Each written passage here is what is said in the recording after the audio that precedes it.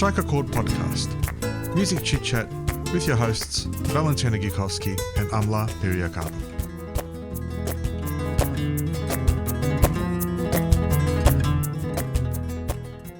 Welcome to the Strike a Chord Podcast, and on this episode we have the amazing Alex A.K.A Kundalini Project. Welcome. Oh, thank you, Valentino. Thank you, Amla, for having me. I'm super blessed to be here. Very, very grateful. Thanks for being here. It's our pleasure. It's our pleasure. Now, Kundalini Project. Kundalini Project. That's Meditation, right. Kundalini, the energy of a female. Yeah. Yeah? The snake energy. Yes. So it's the energy that comes from the spine. The spine, from exactly, here. From the spine, from the mid. From the base of our being. Yes, correct. So that's your inspiration? Yes. Or is that part of the inspiration for this Kundalini project? Well, yeah, it's. I would say that is. I started when I was like around 14. Okay. And I started to become very connected with spirituality and self-growth since I was really young. I was walking from school to my house, and I saw on a poster Kundalini yoga course, and so I looked at it and I said, "Wow, there is something there." And I went home and I said to Mom, I want to go. And remember, she took me there. And when I went there, I was the only young, boy there, and everyone else was super adults, basically. Yeah. So it was a very cool initiation for me because I discovered how much is important to connect just with our bodies, with ourselves, and everything else, and the universe, the earth, the sun, the music, exactly, the music, the tea, the coffee, exactly. the Palo Santo. The Palo Santo. Let's burn some Palo Santo. Awesome. Love it. Yeah. So this is a great way to somehow bring the space into a sacred space. Okay. So we also in Aboriginal culture they use, yes, of course, a mushroom. Yeah. And it's called the grandfather, and basically they think that the smoke is the spirit. So the spirit is the most ancient ancestor of us. Of course. And when we burn something before we are going into a significant place, so a sacred place, we are prepared for it. So that's why I carry this Palo Santo everywhere. And so you're prepared all the time? Not all the time, but I have my Palo Santo all the time. If you will be somewhere and you'll smell some Palo Santo, probably I'm there. My guitar's made from Palo Santo too. Wow. Yeah. Wow. I don't light them up like that though. Otherwise I won't have a guitar. It's made like Palo Santo. I've got Palo Santo on my guitar. Yeah. Wow. I didn't know that was the thing. Yeah, they don't do it anymore, but we should do some music with that. Of course. That's why I'm very spiritual as well when playing music, and when my music is spiritual as well. Yeah. Music is such a powerful tool to bring us. Sometimes too powerful. Sometimes too powerful. And I think it doesn't matter what music it is, it attracts things, right? It starts your vibrations, those frequencies, those vibrations. It comes in, and this is where there's that thing when you hear something, sometimes you hear a song or something, and it brings you to a different place, like nostalgia, or takes you back to somewhere, reminds you of something, brings you back. It makes you feel either good or doesn't make you feel too good. Yeah, definitely. That's the power of music.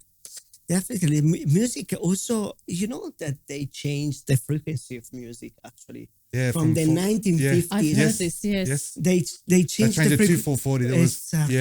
Yeah. I know so there is a purpose on that. I think, I'm not, how you say it? I'm not someone that thinks that everything is doing on You're purpose. Not a conspiracy exactly. theorist. I'm not but I'm a little bit. I'm a little bit too, especially with the latest events that we're happening. I agree. You know, There's a bit in all of us. There's a bit in all of us, yeah. Yeah. But you're right about the frequencies. Yeah, they've changed. They changed it, and you actually, if you're doing a cymatic test, which is a test on the water or in a surface that it can be changed by frequency, you can see clearly that with the 440, the frequency does create a kind of a non-geometrical shape. Yeah. But with the 443, it does. So there is something there to look at. And on that, the thing with that is, though, you're not always playing at 440, even if you're playing a musical instrument. It changes. Yeah. So you're not always on 440. Yeah. So this is why it messes with your emotions and it messes with your frequencies, right? Because it's always changing. And sometimes we do drop tuning and we tune different things. Or and even this is fretless instruments too. Yeah, you can't exactly specifically hit the 440 Yeah, on. It's exactly. fascinating. Yeah, it's really it's very interesting. fascinating. It's very you're spot on there. When you're playing, especially with drop tuning, that's why sometimes drop tunings, they sound deep and they sound really good. Yeah. You think, oh, this is something I can work with. This is like, and you feel it in your body. You feel it in your body. Yeah. You can, in the Kundalini. In the Kundalini. We talk about the base chakra here. Yeah, I know. I know. Which is You should have a chat with my wife. Yeah, I can't wait. Actually, yeah. So you've been halfway across the globe. Yeah. Italy, India, Germany, Switzerland, Austria. Yeah. Why Australia? You've come to Australia. Why Australia? Oh, well, it was time of my life where I was, I wanted a big shift in my life. I was going through a big change, and I decided just to really, I like risk, so I like to risk and I just like to, I think life is one, so life should be taken as a way to test yourself, to change, to grow, to go challenges without so true. Because then we at the end of the day, all these experiences, they really make understand a lot of things and becomes knowledge and wisdom.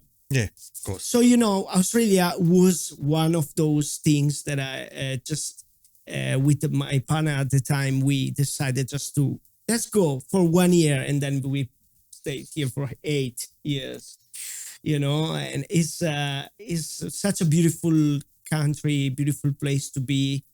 And there is a lot of culture.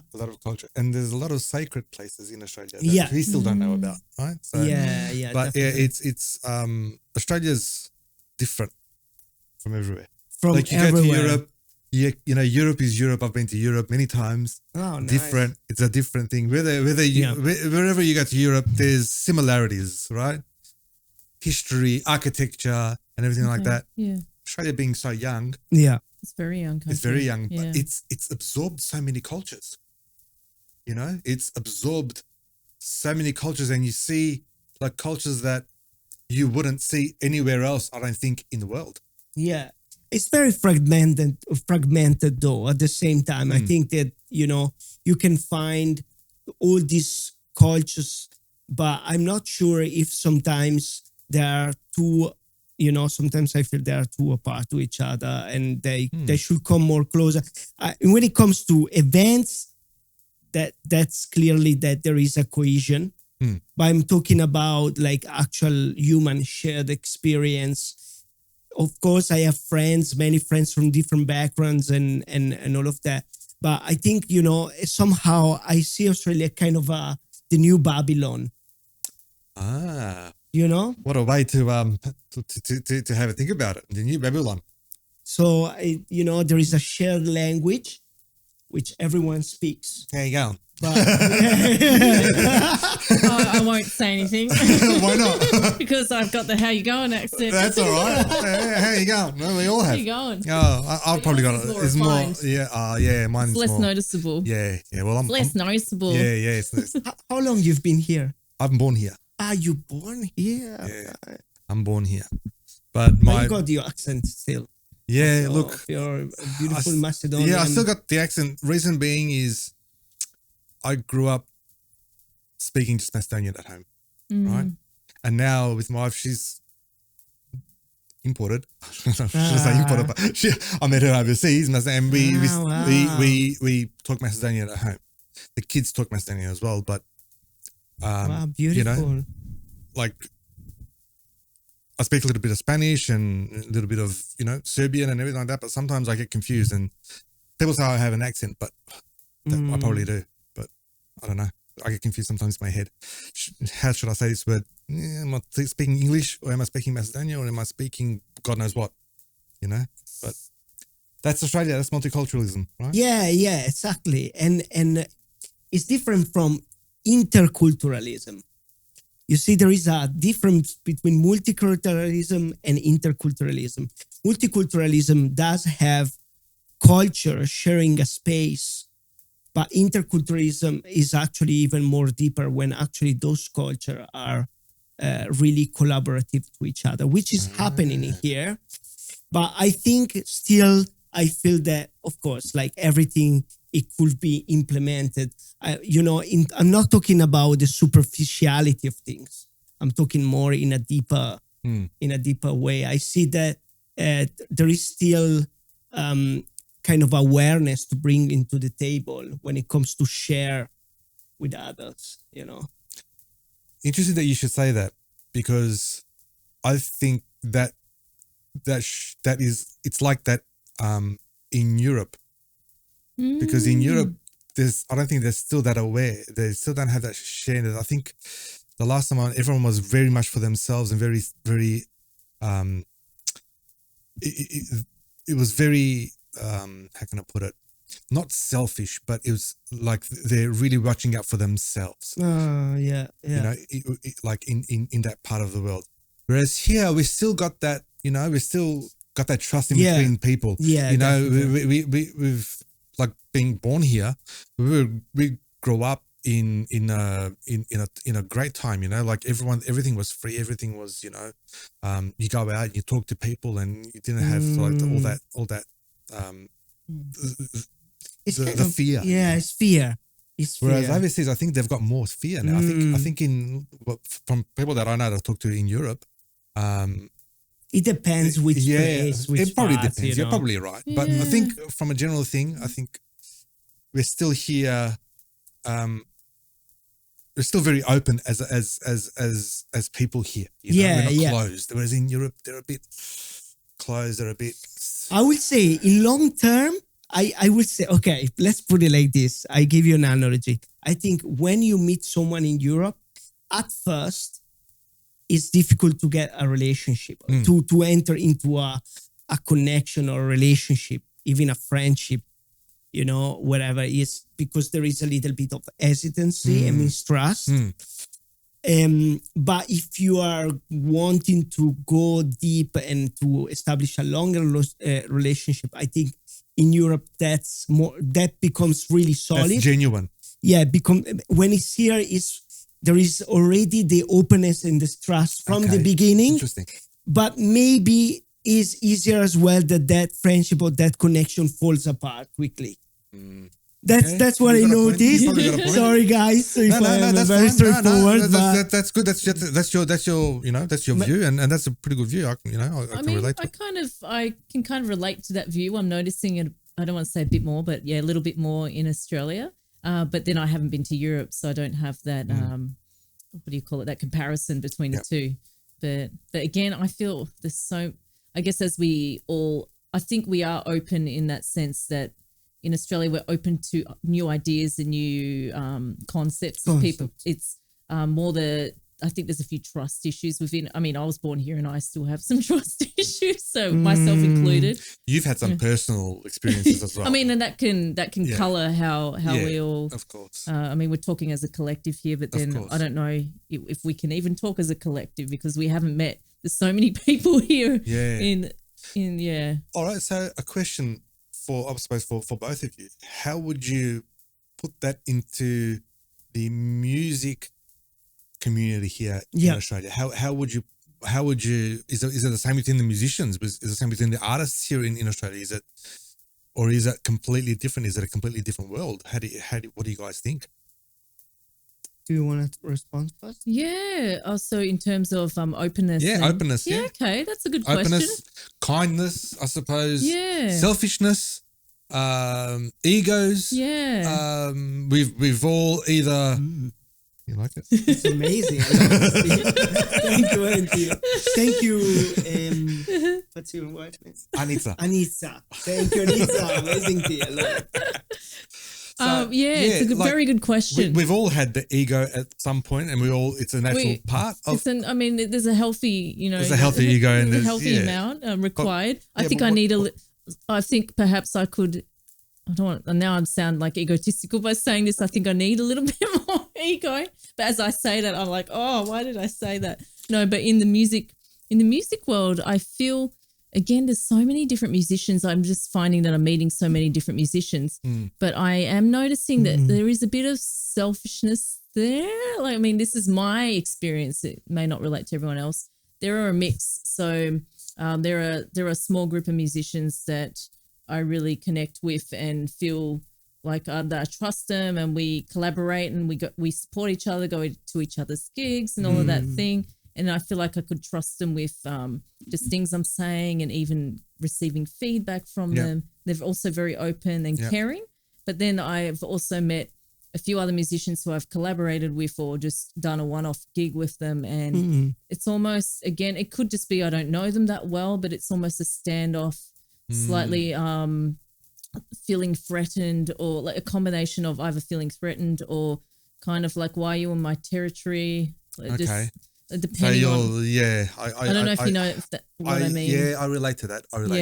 Yeah. And just sort of there, just go do the job and go home. Yeah, it becomes that, and you don't feel that it's the right vibe to stay there. And I've had that too in the past, and when the energy is like that, you don't feel like playing, you don't play good, you don't, you just go there, do the job, and go home. Look, I feel that here we are talking about so many different layers. Yes, so many. Because, for instance, where we are in the city of Melbourne has been for many years the live city in the world, like one of the best ones. But then if you're looking better with magnifying glasses, it's like, and you really analyze. First of all, I'm very grateful because all of us, we are coming with very different background when it comes to musical experience, what we do, and still we are here sharing, which is an example of us meeting together and sharing.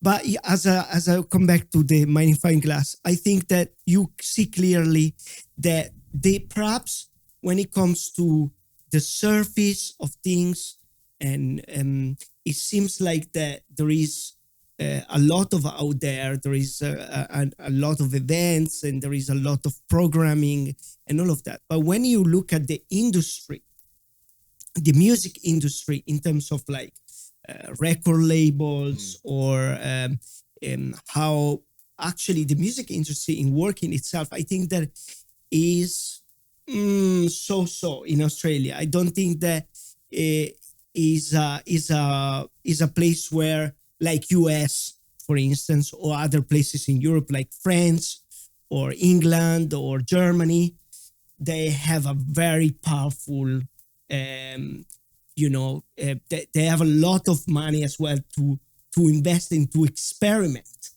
Because I find that sometimes, especially with projects that are quite experimental, I'm talking about the mainstream. I'm not talking about just the independent ones. Here, there are more like, I'm not sure if I can invest all this amount of money. They're not risk takers. Yeah. So I think it's all about then, of course, who do you know, who we are in touch with, and that's, we are coming back. Relationships are the new currency. Yeah. And trust. They've always been a currency, though. Yeah, true. They've always been the currency. It's just that I think now, in the last probably 2-3 years, I think that currency of relationships is actually getting stronger. Stronger, yeah. because I think a lot of people are getting more and more aware, and I think a lot of people are thinking that, you know what, I think times are changing. We need to change as well, and we need to respect others first of all, and do things that we really want to do, that we really love. Like us musicians, we want to play music, right? Yeah. And we want to play music. So. Yeah, that's right. But we don't only play music like to play music. We actually play music to actually make other people feel good as well, so they can absorb that energy as well. When I'm performing for them. When I'm working at home and I'm producing things for the people who are going to listen to it, whoever they are. You know, that's very important, and I think that the awareness now is getting a bit bigger, and now there's a lot more artists. You know, there's a lot more in enablement as for technology. Yeah, you know, definitely. Right, technology. People that are. There are no excuses. Yeah, there are no excuses. And there are some younger people now that have a different outlook on the music industry. They're putting other things in, you know, like years ago it used to be like this hierarchy of, you know, the industry. These people here, you have to ask them, or you have to go through that company or through that company to do something. It's not like that anymore. Now you got the opportunity to actually go out and do music yourself, you know, and there are pros and cons with that and platforms and stuff like that, but you have got the chance and the ability to do things yourself if you really are passionate about it and you know what you're doing. That's, I think, that would have been, this would have been much harder 10 to 15 years ago. Yeah, definitely. You know, I think there is always a side of the coin. Like, for instance, I born in you know, where tapes and CDs, you know, where you know, there. And I think that in that time, going into a store, and you were very selective and also very intentional of the way of consuming music. So true. And now we are in an age where every day there are thousands of records coming out every day. Flooded. It's you know? flooded. So that's the thing, how you can find a way to become somehow seen and being perceived by you know, the audience that you are targeting, that perhaps are listening to other artists, similar artists too.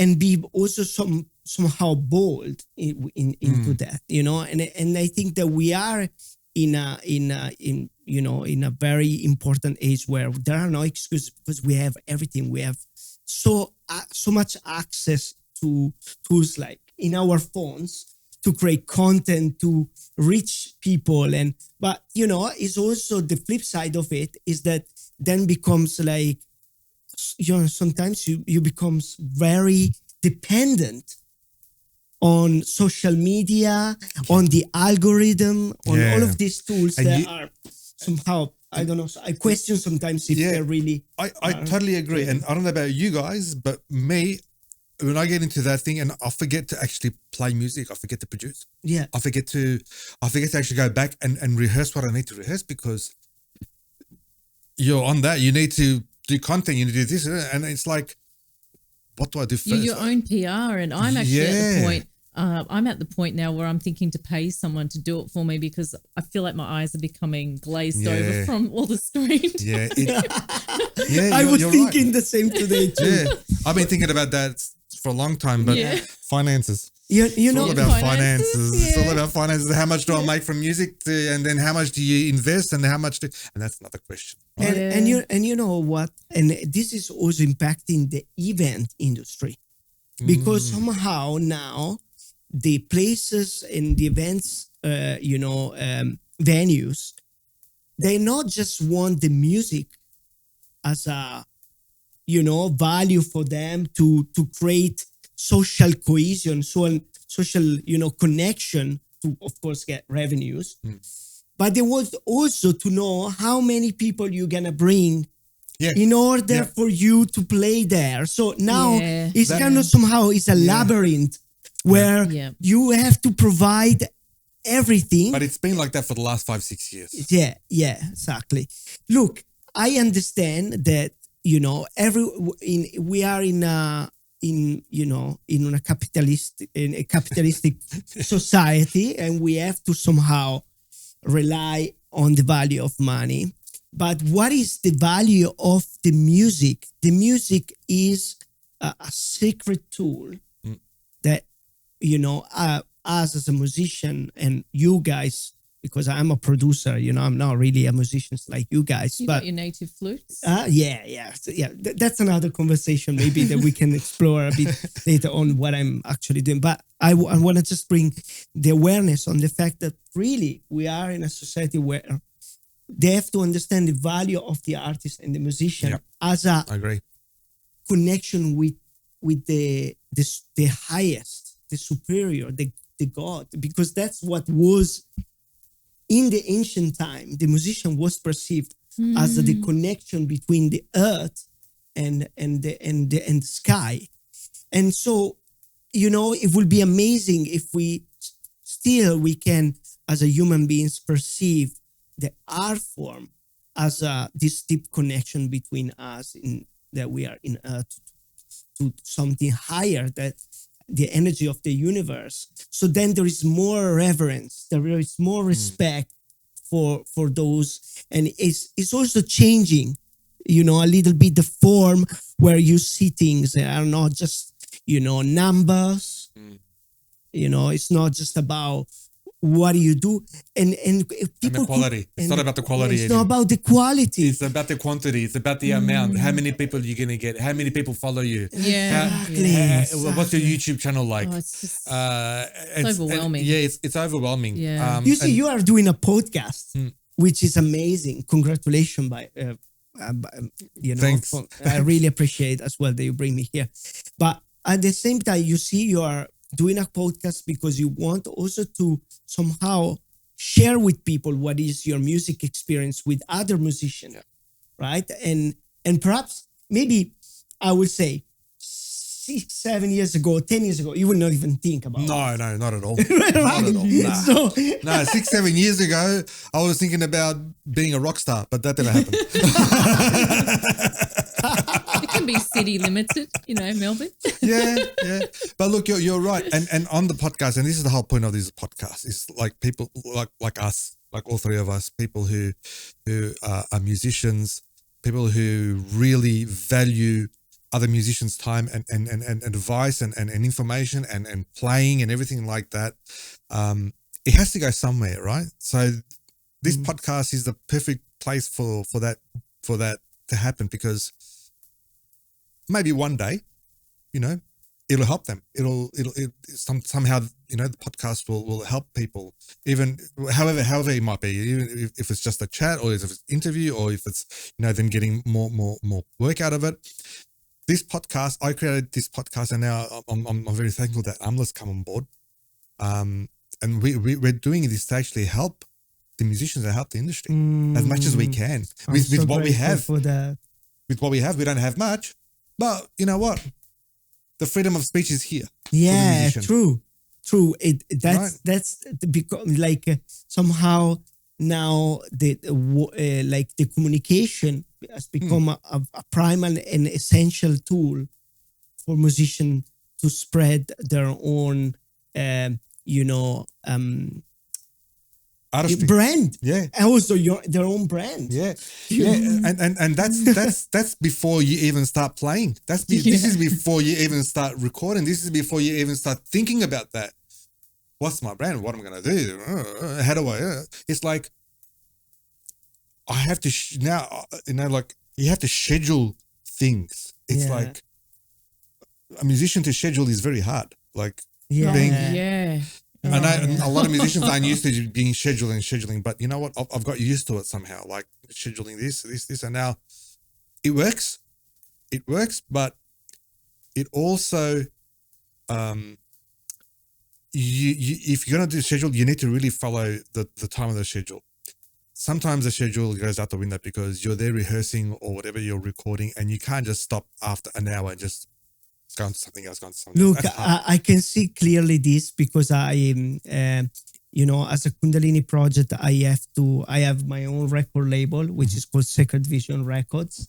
Fantastic. And I plan to release my own music and also other people music. Also, I'm like, part of my label. That's right. And I listened to Deja Vu. Oh yeah. Yeah. I like it. Oh, I thank listened to you. last night. Listened to it before you guys came. I had it on full blast. Yeah, it was like I had my own little Kundalini project here. And also, you know, I run an event organization which is called the Magic Garden Festival. So and in there we run 3 different events. Okay. So there is a lot of going on. Yeah. in Good my on you. life. Good on you. That's a lot of effort. A lot of energy. A lot of effort. Good on you. And more than before, I'm really understanding how much is important as well to partner with the right people. Yes. So important. And So important. and to really being able to select as well the right people you work with. Yeah. And also give trust to other people when you are able to, you know that person, that people that you're around, you can trust. You delegate. Yeah. Because you can't do everything yourself. No, I've been in that boat for a very long time. I think You I'm going to can't. do everything myself. You get run down, Yeah. Yeah. Burn out. and you think I'm going to give everything up. You know, at some point, I can't do this for all the work that I'm doing, for everything that I'm doing myself, and for the return that I'm getting. It's not worth it. yeah. Also, it's about scaling. If you want to scale something, Yeah, of course. you will have to have people that help you to scale, and it's very important about the intention as well that everyone brings in, and if it's a shared vision, so I think as a shared vision is the most important thing when even yourself as an artist, you're going into the world and you want to spread the music. What is your vision? It can be something crazy, but if it's your vision, you should just go out there and spread it. For instance, we are running more conscious events, which I explain what it is. So for conscious, I mean that instead of the music that I play, usually you can listen into club, into festivals, doofs, and stuff like that. And what we did instead is like creating a space where there's no alcohol, no drugs involved, and people, they can really express themselves through dance. Yep. In a very free way. Also, if you can come to one event, you will see that people are really not giving a shit about how people perceive them. They just go with it. I've been to a few. How good is that? Great. The event. You don't feel like you have to look like this. You have to do this, or you have to say this. Or you have to do. That's a real. It's a breath of fresh air these days. Yeah, exactly. And they make you, I guess, like you said, no alcohol, no drugs. It's just like there's not that pressure to be in a club and go, oh, everyone else is having a drink. Or as us musicians, or even as a music producer, you go to an event or you perform, and it's in a bar. Yeah. And then they give you a free drinks tab. So I like that these events don't have that pressure. I think it's great. So a question for you. Yeah. When you organize these events, when you have the idea, I want to do this event. Yeah. It's in my head. Yeah.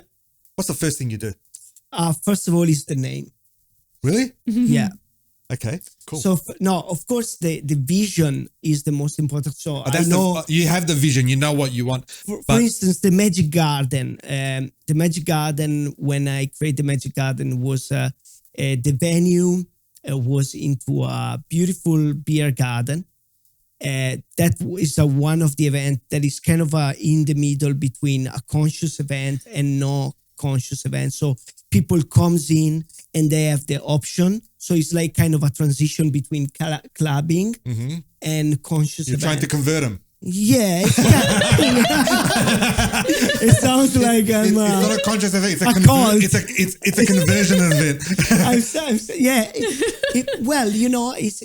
It sounds like. But I look at the venue and I thought, wow, how I can make this event, I want that people think when they see the name, they think something that when they arrive into the space is actually is there, and it's like a wow experience. Yeah. So your name, you envisage to the venue. So you get the name and then you look for the venue.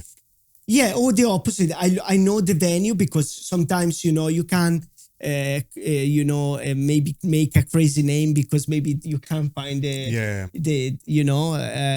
for instance, I think it's more realistic to look at the venue first and understand the potential of the space and then come with the idea. And that's actually what happened with the Magic Garden. And then, for instance, Sound Safari, which we are running with Dan Semantic Harmony, which is an amazing sound journey facilitator.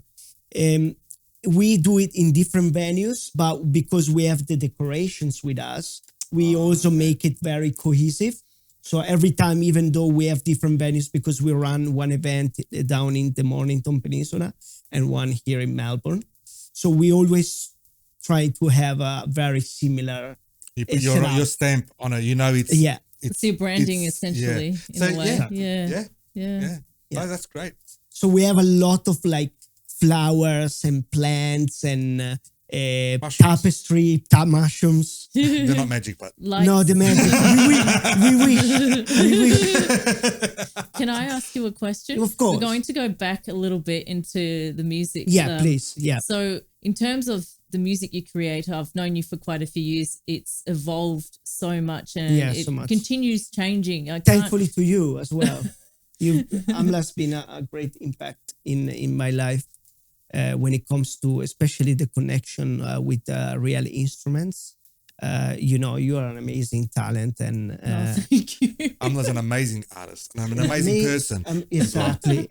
Amazing person, amazing artist, an amazing talent, and I think that since somehow our paths have been crossing, I started to value even more the organic feel of an instruments and understand more the value of what it means also like playing live, like without being fixed on the arrangement on the screen, but just, looping and stuff like that. So I think that has been also like a shift, understanding that realm of like more organic instruments, and also like connecting. I think I've been connecting with myself differently. Maybe 5, 6, 7 years ago, my music was more. I think that my ego was more driven. I was more in my ego.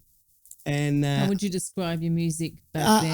I think, well, it was part of my growth. Yeah. I'm not actually saying the music is bad. The music was good, but if I look at myself now and what I'm doing, I think that it resonates more with my values. Yeah, how I look the world and how I see it, and I think that I went through that period of time where I think that I wanted to deliver just music that was just working and for a dance floor or for a festival. But then I understood that it wasn't really completely resonating with myself as a person. I remember you actually when we were like we did some collaborations in the past, and I remember you thinking about taking a break from it, but then you realized that your style was changing and it was evolving. Yeah, definitely. I'm glad you didn't take a break from it. Well, you need. I mean, sometimes it's good to have a break. Yeah. I took 5 years break in Australia. So when I was in Italy, I'm producing since the early 2000. So it's 23 years that I make music. And when I came to Australia, my focus was on films. So because I'm also a cinematographer. Yeah, bloody good one. And so I focused on the art of filmmaking as well, because I think that sometimes really changing career and understand other things is good, because it's giving you a different perspective about, and also make you miss somehow what I needed to miss the music making because I'm telling you, for every producer out there, I know how much is the pain, or even who is recording 10 hours, 15 hours a day on your computer recording. Yeah, I know. And that's something that, sometimes you really need to have a break. What was your inspiration for getting into music and creating, producing your music? Like, what age were you, and like what inspired you to get into that world?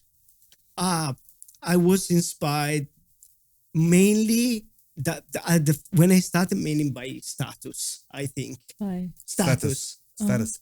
I because like when I was in a small town, you wanted to be popular. Exactly. You wanted to be this town big thing, DJ, massive festival, the only one there. Headliner.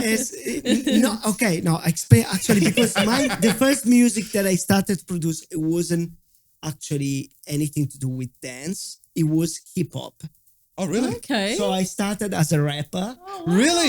Yeah. Oh, that's cool. And I was making... Did you rap in Italian? I was rapping in Italian. Oh, awesome. Awesome.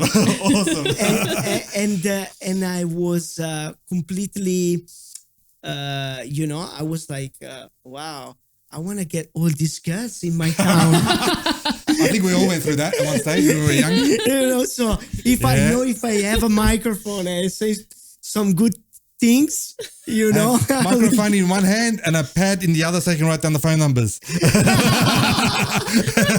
Just put your number here. Like more information on Kundalini Project. It works. Leave your subscribe. But Kundalini Project went after. So I had a band, a hip hop band. In that time was called Confusione Pubblica, which means public confusion. Yeah, confusione. So it was really political, really. I was, in that time also, I was like somehow relating using music for a political, communication. Yeah, statements. Yeah, exactly. So we were doing the music for that. And then, as I said, to attract the... So that's how it started. That's how it started. Yeah, okay. The reality of things is like that. And then one day I was on a bus and my friend from my school going back home, and he had something playing and was like, what is this music? And it was like a dancing path music, so I could listen. There was like kind of a psychedelic or something weird. And I asked him, and I put the headphones on. I was like, wow, this music is amazing. It was like psychedelic trance. Yeah. That's yeah. You like it too. I know. But yeah, it's cool yeah, to know that you like that. That came out like years and years ago. Like it came out, and it came out in Europe before it came here. But when it came out here, it was quite an underground thing. It was not a lot of people was like listening to it, and then back in the 90s, I think that's a lot of the raves started happening here in Melbourne. Wow, yeah, you see the warehouses, Yeah. and then they started going out in the farms and stuff. Yeah. But it was trance. It wasn't psychedelic trance at that stage. It was like, and then they were sort of like, it was getting bit of this, that, and then a lot of like records and music started coming in from Europe. Yeah. And that's when that all happened. The late 90s and 2000s here. Yeah. That's when the raves started hitting. Exactly. So that was the time when I was starting to go with my friends and in bush. In the bush. That's where it all happened. And and started to understand also like the rave culture, which for I honor a lot that, because you understand a lot about how the word is out there, the people out there, and so many different kind of people, and how you also somehow relate to these people, or you connect with the people, and was a really free form as well even though, you know, a lot of drugs were involved Oh, there. yeah. And I think it came with the environment. yeah, I think it came in with the environment. And that was something that was, it was what they call part and parcel. If you went to a rave, chances are you need to take something. That's how it was, you know. yeah. But the first maybe 5 or 6 I was doing as well. I was taking some drugs, but I realized myself that, you know, I have actually few friends that unfortunately they didn't ended up really well. So I kind of somehow saw the light. understood You saw the light. that no, this is not where I want to be, where I Yeah. want to go. And I started to just, you know, if was like a joint here and there, I was smoking. Oh, look, that's not a lot of people do joints and whatever. That's not. It's just going down. What is down your that view path. about the legalization, slow Oh, look, legalization of marijuana? look, I've never taken drugs, but I'm all for, you know, if it helps people medically, sure, you know. Yeah. If marijuana helps people, if marijuana and CBD oil, whatever, I'm all for it if it helps people, because I've heard that it helps people with a lot of complications and it helps them live a better life. So Yeah. whatever makes you happy and whatever makes you live a better life, but I think too much of anything is not a good thing. Perfectly agree. Whether you have drugs, whether you have, you know, Potatoes. wine, whether you Potatoes. have sometimes music, too much music, sometimes, you know, over floods. It's true. It's You like, don't want to over finesse the flow. yeah, over finesse the flow. You had to throw that in. But another question, and this is more of a technical question, and in regards to your producing, your sound. When I hear your sound, it's very deep. It's very subsonic. It's very thick. It's very it's like it's hovering. Like everything else is hovering on something, you know.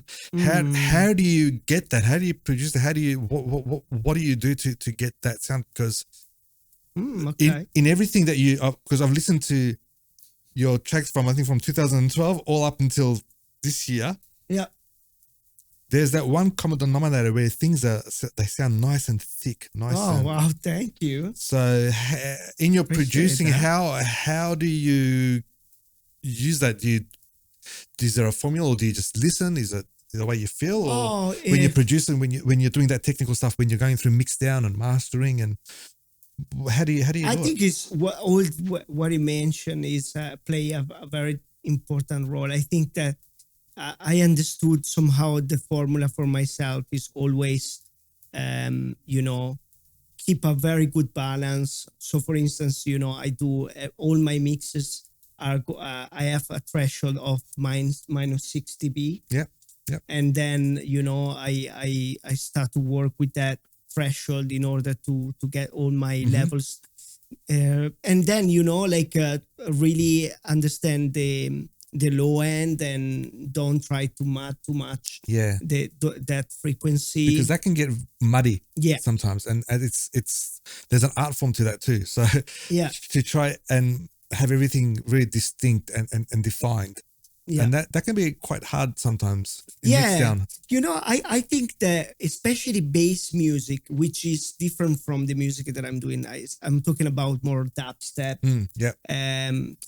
That music, if you're not really good at understanding the bass line, so understanding how also make space between drums and bass, you eventually will not have a good mix or end product. So I think that I having understood really well how that type of music is working, it made everything so easy for myself when it comes to especially the low end. I think I still struggle, for instance, to have a mid-high range, a little bit of more defined. But I think it's also about like my studio is not treated. You know, so I don't. Mine isn't either. So I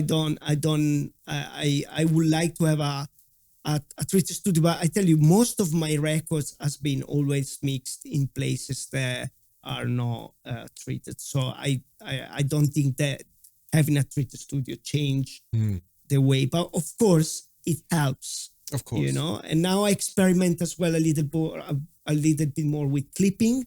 So I want to okay. clip the signal. So I Intentionally. intentionally. Okay. Yeah. Interesting. And then of course you will have to degrade kind of your signal, put down your With signal gates and for compressions. streaming services. Yeah, I get you. But when it comes Yeah. to the dance floor, I mean, there are no really. I mean, But you you're can't go you're up the- there in front of the console anyway. So if you need to modify things, you're right there, right? Yeah, So yeah. I don't play. I don't play with a console. So my no, I'm saying like yeah. console as in your Yeah. your instruments. Instrument, yeah. Right, Yeah. that's what I mean by not a DJ console, but Yeah. your console. Whether it's your instruments, whether you have your mixers there, or whether you have your synths, or whether you have any other. That's your Exactly. console. Yeah, you can have somehow, if I play live, I know that I want my tracks all to be at the same level. Yeah. So there is not like a huge discrepancy between them. But I think you've got for you. I think it's good because you've got the ability to actually play with your levels and everything because you're there in front and you're there by yourself. For me, it's a bit hard because I've got 5-6 different people on stage, and and I can't really while I'm playing, I can't really see levels and do levels. I've got to have the sound guy do it for me. Yeah, definitely. That's the advantage of I think of your project as well because Yeah. you're right there. You know what you want, and you're gonna do it. Yeah. And you're gonna, if I want to reduce it here, I'll reduce it. If that's the Still, whole point. I face the problem of the location, because doing the acoustics and everything. the acoustics Oh, yeah, for in sure. places Yeah. sometimes are, I don't like, for instance, rooms that are too reverby, too much echo. Yeah, It doesn't work. It doesn't work. Yeah. It's a challenge, isn't it? Yeah, also I feel that makes people more tired of the music. Yeah, actually, you got a point. Like really, Yeah, that's if you interesting. if you are in a dead space, people they will be more focused and there will be less damage in their ears. When there is a room that there is too much reverb and echo. Of course, I'm talking about music that is amplified. I'm not talking about choir of or course. violin because that's not Yes, the case. yes. But when it's amplified in a space, it kind of tired. They Yeah, you got a point. Actually, you have got a point. It actually tires the artist as well sometimes. Yeah. Well, you're Because fighting you're fighting. and the sound can also disappear. Yeah, not only is it, and then it's you get the muddy effect as well. Every time when I look in a location, when I have to do an event, first thing I'm clapping my Yeah, hands. same. Same. But that's your thing in the wind, isn't it? It's like you're monitoring. Yeah. It's like Somehow, yeah. Of course, then sometimes the location I have, like we have an event in a place called St. Bridget Hall in North Fitzroy, which is a church. Beautiful location, amazing when it comes to the fact of decorating it, making it nice. But unfortunately, the sound. that you really need a big sound system to fill it up because it's all about filling the room with frequency, but you don't want, of course, have too much loudness because as well. Do you think it's a point of amplification, or do you think it's just a point of, for example, the acoustics within the actual venue itself, like putting in rugs or putting this or putting up panels instead of pushing more amplification, just putting in some panels or putting in some rugs here or there, and maybe that's. Rugs. I mean, it's just an example. I'm thinking about a drummer. But it's just an example. Whether they're panels or whether they're curtains somewhere, Yeah, in Melbourne, I have to say there are few venues that they have their acoustic completely on point. I don't think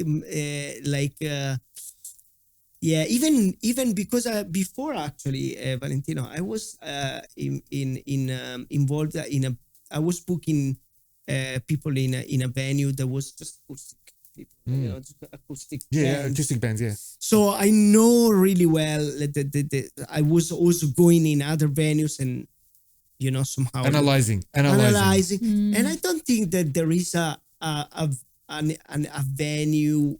I mean, a venue with a that it's their own venue. It's not, I'm not talking about a stadium or wherever they hosting mainstream artists. Yeah. I'm talking about just generally venues. They don't have a great sound acoustic. No, because the venue owners don't actually go towards that. The venue owners go towards how many people can we fit in here. Exactly. Yeah, and they won't update their sound system, little things like that. Yeah, and that's why you need to plug it on your own sometimes. Mm-hmm. But that's a challenge.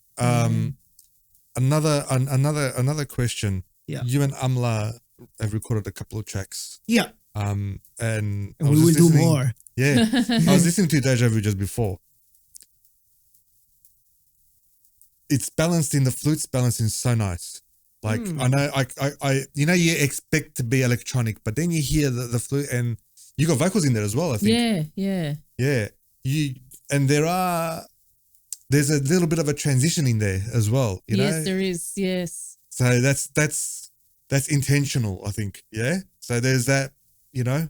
Yeah, of course. Yeah. So Everything's the music I produce does have an intention when it comes to the arrangement, you know? So that track that you're talking about is a down tempo track, which is it's not like a full dance. It is 110 BPM. Yep. So it's not like a full on track. Amla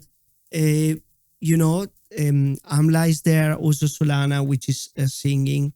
And when it comes to when I approached, and this is the experience that I shared also in other tracks with Amla, because we have also Gypsy. Oh, Gypsy. I like that one too. We have Gypsy. I like that one as well. Yeah. So when we started to collaborate, I really wanted that from the beginning, the instruments are somehow highlighted and there is not too much. Of course, reverb is there, there is a little bit of you get a bit of effects, bit of phasing or whatever. Exactly. But it's not taking out the nature of the instrument. That's very important. That's very important. You can That's still very tell important. it's the actual instrument you're playing. Yeah. And that's important to the artist, because as an artist, like, don't get me wrong, for me, I like experimentation. And, if it comes out really well and it's tweaking and you're doing some effects with the flute or guitar or whatever it is, and that's expected, well, that's fine. Yeah. But you got to give it justice. However you do, you want to give the instrument justice and the artist a bit of justice as well. You don't want to sort of like do the opposite, because then it's a bit disappointing, Definitely. And that's what you need to feature. You need that taste. Also because Amla is featured in that track, so I see how much is important as well from her point of view to be included into the music. With what is now she's becoming like a more established. You are a quite established artist. Oh, thank you. I'm glad you think so. No, I mean, of course you are. You're becoming like more even refined in your sound. You understand more where is your direction and I'm everything. growing confidence. Exactly. Yeah. Learning new skills. Very important. Yeah. So very important. Helps. Yeah. I wanted just to honor. It's important when you work with other people that you honor their work. So true. I agree. Completely agree. Now, you said you were a cinematographer. Yeah. I saw those little clips on Spotify as well with the video coming down. Yeah. They're great. Really cool. Thank you. It's you, yeah? No one else? No. I do everything myself. Yeah, sounds familiar. Sounds familiar. No, well done. I mean, from end to end, you produce everything, and that's why, guys, you see Bruce Alex Gill, because Alex is my name where everyone calls me, but Bruce Gill is my name as a cinematographer and director. Ah, okay. Yeah. I didn't want to ask you just in case it wasn't allowed. No. I want to actually disclose it because sometimes people Bruce Gill is like kind of a brand that is specifically on video. Okay, awesome. Well, look, I think we might call it there, Alex. Okay. Thank you so much such for a pleasure. coming in. Yeah. Thank you you so much. I think we're going to have you on again later on. Oh, I can't wait. It's because I think there's more and more information. There's more so stories much to tell. information. I feel like So you've just opened up a big can of worms, and we've only got the surface. Yeah. You know. Yeah. But thanks so much. Do you want to plug anything, or do you have any gigs, any shows, any festivals? I will be. Well, good news is that I will be at Esoteric Festival 2024, which is a really good festival to be in. I have few festivals coming up now, and then the Magic Garden Festival. Follow the Magic Garden Festival, which we have put a up lot all of the links as well. events, and I really hope that also you, Valentino, can come Yeah, of somehow and see what we do, and Well, maybe we can all collaborate. I would love to do a track with you guys. We'll all just collaborate and I do would something. love to do it. Yeah. Well, we've got the tools. We've got We've got the knowledge, and we've got the people. So that's the combination, perfect combination. You see how beautiful is this? I'm so even more excited. I can't wait. So you will hear a flamenco song, a flamenco sound with infusion. Wow. Infusion. Can't wait. Yeah, that's what we call it. cool. Infusions. Infusions. Yeah. Yeah. And what was Alex, the date of your gig? The date. The date. of the gig. The day. Okay, so next gig is the 6th of August in Mornington Peninsula. You can find all the infos at Instagram Kundalini Project, Facebook Kundalini Project as well. We'll put the links up all up. Exactly, on the thing as well. and you will find everything there. And thank you again for the amazing chat. It's been a pleasure. Thanks for coming. We're gonna get you on again, definitely, because this is not enough. There's so much more to know. Yeah, So much more. yeah. Thanks, Alex. Thank you. Amla, thank you as well. Thank you, Amla. Thanks, guys. Till Thank next you. time. Ciao. Wow.